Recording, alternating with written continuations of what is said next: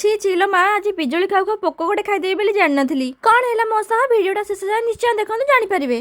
ଦିନଟା ମୋର ଆଜି ଆରମ୍ଭ ହେଇଥିଲା ଟିକେ ସୁସ୍ୱାଦୁ ଆଉ ହେଲ୍ଦି ଖାଇବାରେ। ଆଜି ଖାଇବାରେ ବନିଥିଲା ଆଜି ସ୍ୟାଣ୍ଡୱିଚ୍ ତ ସବୁ ମୁଁ ଏକା ଖାଇବିନି, ମୋ ଗୋଟେ ମୋଟି ସାଙ୍ଗ ଆସିଛି ତାର ମୋର ମିଶିକି ଖାଇବି। ଆଜିର ଲଞ୍ଚ ଦେଖିକି ମୋ ପୁଅର ନାକ ଟେକି ହେଉଥିଲା ସାଧା ଦେଖି, କିନ୍ତୁ ମୁଁ ତା ପାଇଁ ଗୋଟେ ମାଛ ଲୁଚେଇକି ରଖିଥିଲି। ତାକୁ ଦେଖି ତା ମନ ପୁରା ଖୁସି, ଦୌଡ଼ିଲା ଖାଇବା ଦେଖି ମୁଁ ମୋର ନେଇ ଆସିଲି। ଆପଣ କ'ଣ ଭାବୁଛନ୍ତି ମୁଁ ଡାଲି ଆଉ ଖଟା ଖାଇବି? ନାହିଁ ମ, ଟିକେ ଆଳୁ ଚକଟା ଆଉ ମିକ୍ସଚର ଆଉ ଆମ୍ବୁଲ ପାଣି କାହା କାହାକୁ ପସନ୍ଦ ଟିକେ ମୋତେ କମେଣ୍ଟ କରିବା। ଆଉ ଏମିତି ହାପୁଡ଼ି ହାପୁଡ଼ି ଖାଇବାର ଯୋଉ ମଜା, ଆହା ଦୁନିଆରେ ଆଉ କୋଉଠି ମିଳିବନି। ସନ୍ଧ୍ୟାବେଳେ ଖାଇବାରେ ଟିକେ ବରା ଆଉ ପିଆଜି ନେଇ ଆସିଥିଲି, ତାକୁ ଖାଇଦେଇକି ତ ମୋ ମନ କ'ଣ ସମ୍ଭାଳିଲା, ପୁଣି ଗଲି ଫ୍ରିଜରୁ ଦୌଡ଼ିକି ଗୋଟେ ପିଜୁଳି ଭିତରୁ ବାଛି ଗୋଟେ ବଡ଼ ପିଜୁଳିଟା ଧରିକି ଆଣିଥିଲି। ଅତି ଲୋଭ ଆଜ୍ଞା, ଅତି ଲୋଭରେ ଯେମିତି ସବୁ ନଷ୍ଟ ହୁଏନି ସେଇ ହିସାବରେ ତାକୁ ଆଣି କାଟି କୁଟିକି ଭଲସେ ଲୁଣ ଲଙ୍କା ମାରିକି ତାକୁ ନେଇକି ଯେମିତି ଯାଇଛି ମା, ତା ଭିତରୁ ଗୋଟେ ବଡ଼ ପୋକ ବାହାରିଲା। ଛି ଛି ଛି ଛି, ତାକୁ ଥୁ ଥୁ କରିକି ସବୁ ଫିଙ୍ଗିଦେଲି।